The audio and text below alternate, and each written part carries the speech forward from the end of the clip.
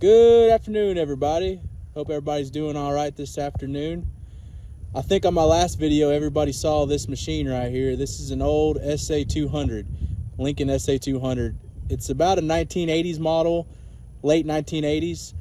And I bought it here from a farmer around the corner, and it's been a great machine. It welded fine when I went to test it. No major leaks, nothing like that. But that being said, we're going to do a little bit of maintenance today. We're going to be cleaning the carbon off the armature and the commutator today, and we'll go ahead and show you how to do that. All right, so on most SA200s, there is a plate that sits right here. This one did not come with it. I need to purchase it.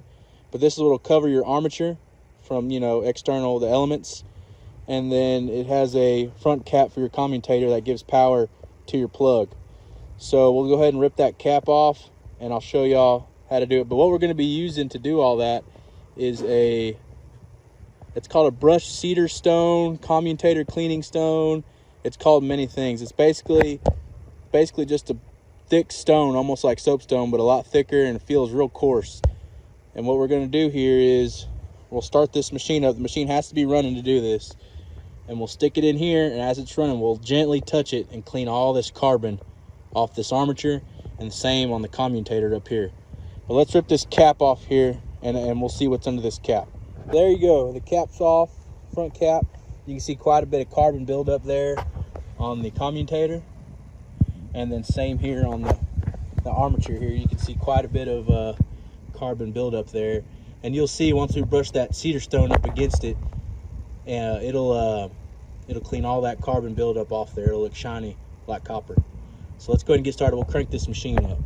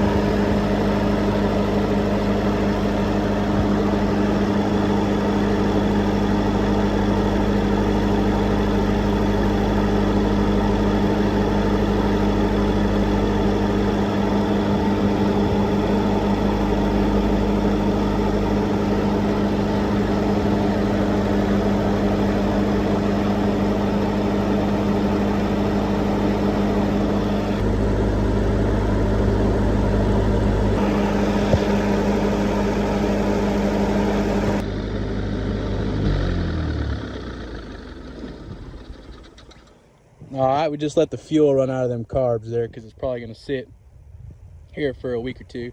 But let's take a look at this commutator. I mean, you'll probably see there's hardly any carbon buildup on there now. There's a little bit. It's probably never been done to this machine ever. So there is just a touch where them brushes have been sitting. But overall, I mean, that's pretty clean. Let's look at the armature now. Same with the armature. I mean, all that carbon's almost been pulled off there.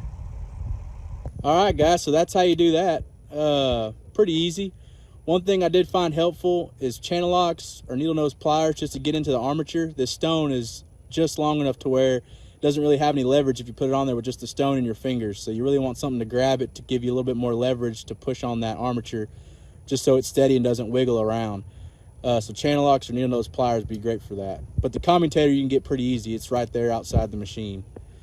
But overall, not too bad. You can find this stone, this brush cleaner stone, commutator stone, on any parts website, welder parts website on the internet. I found this one at BW Parts.